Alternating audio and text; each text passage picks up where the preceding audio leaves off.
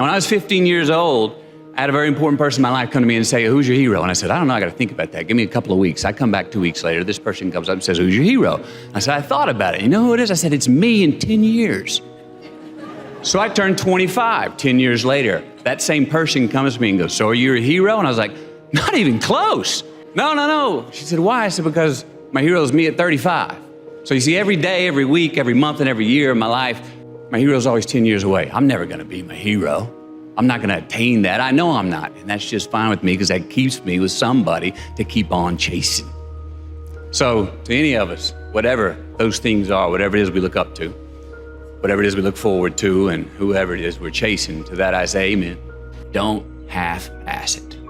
Well, that never goes out of style, does it? I mean, think about it. If you're gonna do something, if you've chosen to do something, whatever it is, easy, hard, if you give it your all and you don't half-ass it, win, lose, draw, get what you want, don't get what you want, whatever the outcome is, if you don't half-ass it, at least you're not gonna have to wonder, oh, would the outcome have been different? What if I did give it my all?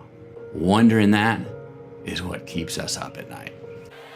Life is not easy. It is not. Don't try to make it that way. Life's not fair. It never was. It isn't now, and it won't ever be. Do not fall into the trap, the entitlement trap, of feeling like you're a victim. You are not.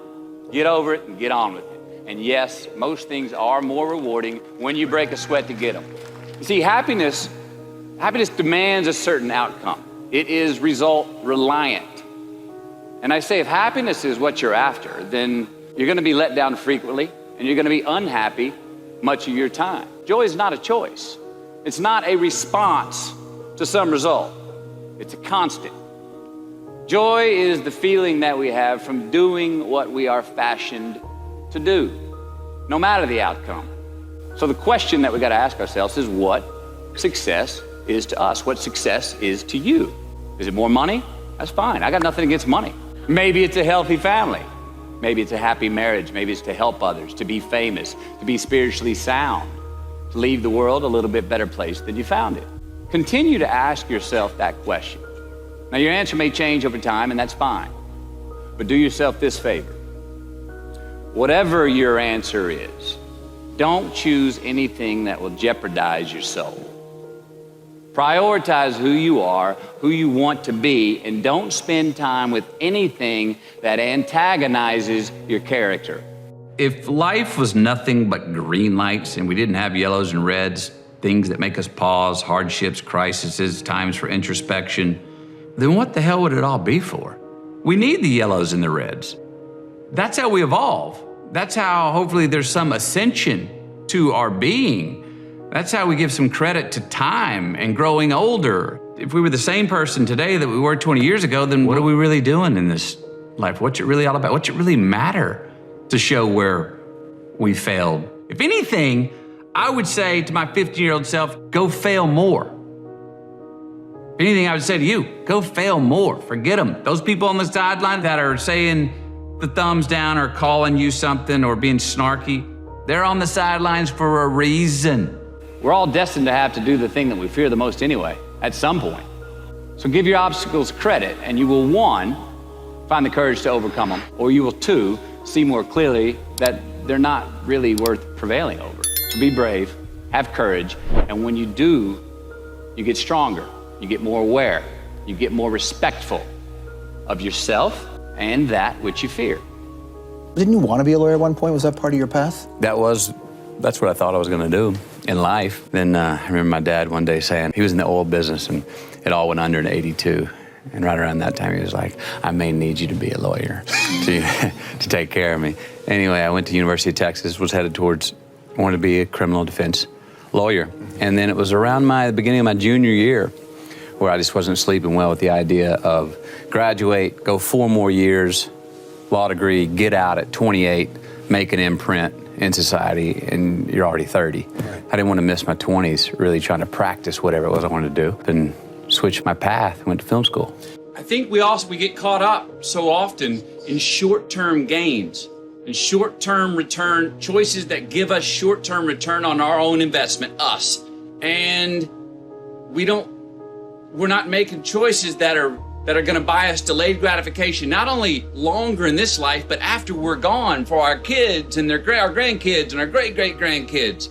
It's all a process, is what I'm hearing from that, how I'm choosing to take that line. It's all a process. Enjoy the process. You do not ever get there. That's the point. That keeps it a game, because if you got there, the game's over.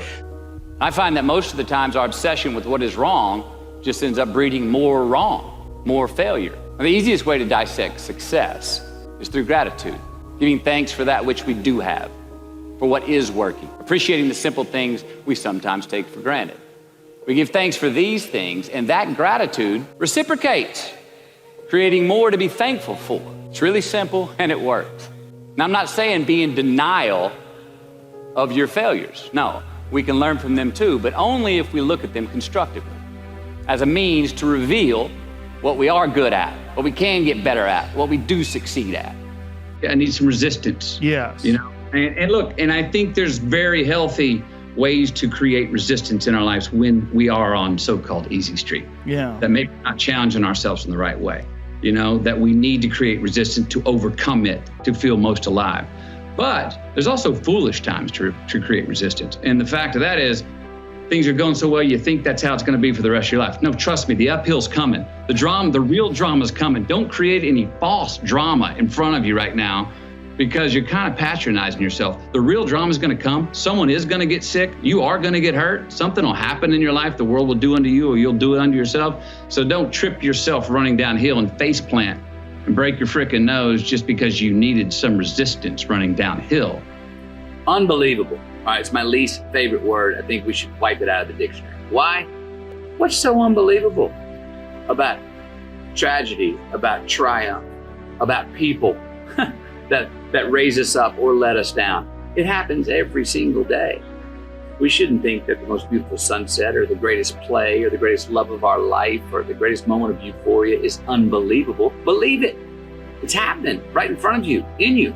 We shouldn't feel like the greatest tragedy of death or earthquakes or natural disasters or loss is unbelievable. It's part of life too. Believe it. We see it happen every day. Awesome, horrible, incredible. I believe those. But unbelievable?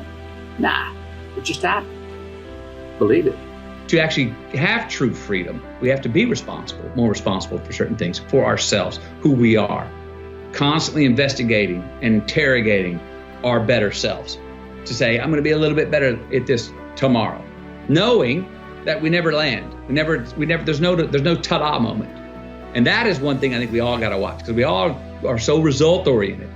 Oh, if I keep doing this, I'm going to get to that place of pure enlightenment. But there's no ta-da moment. We're always chasing yet. And if we can get comfortable and understand and laugh at and be ready to work hard at the fact that we're all just, if we could just say, we're all just achieving our way to the unachievable. And that's as good as it gets.